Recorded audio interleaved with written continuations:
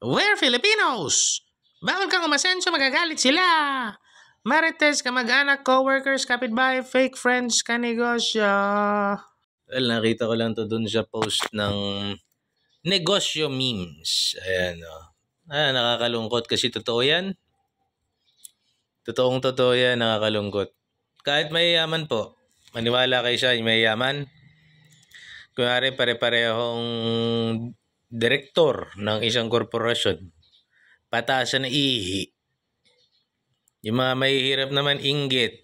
Pag naka-abroad yung isang tao, sisiraan, nahanapan, may kalaguyo daw agad, chismis.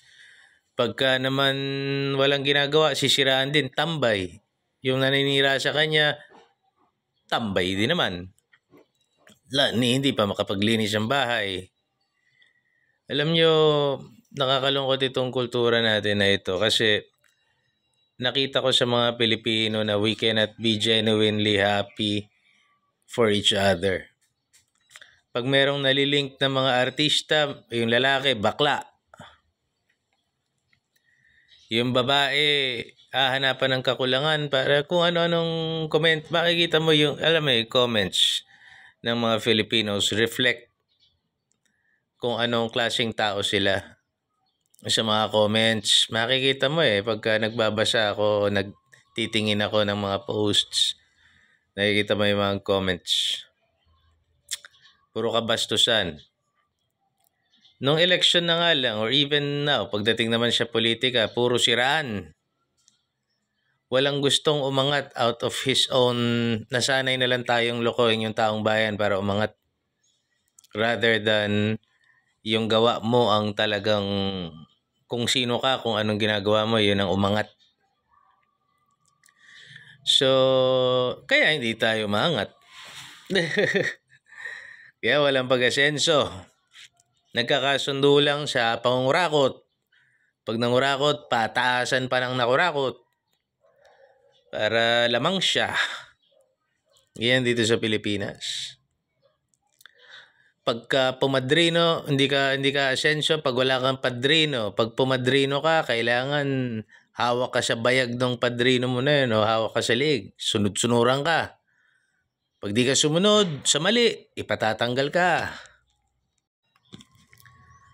At dahil busy tayo masyado kung paano umangat, paano mabuhay, paano mag-survive, hindi natin pinapakinggan. Hindi tayo nagre-reflect. Dinidedman natin yung mga bagay na nakakahiya.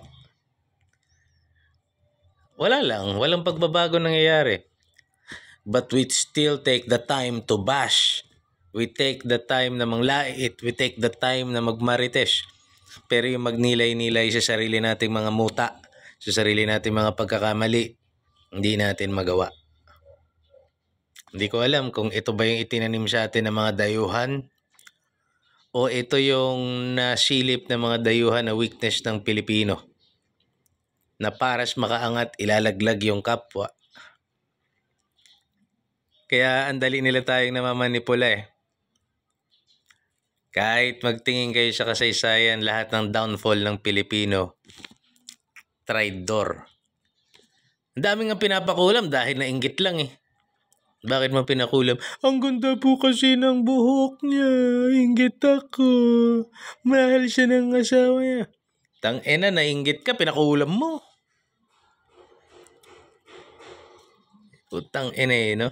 Nakakahiya maging Pilipino minsan pag ganyan.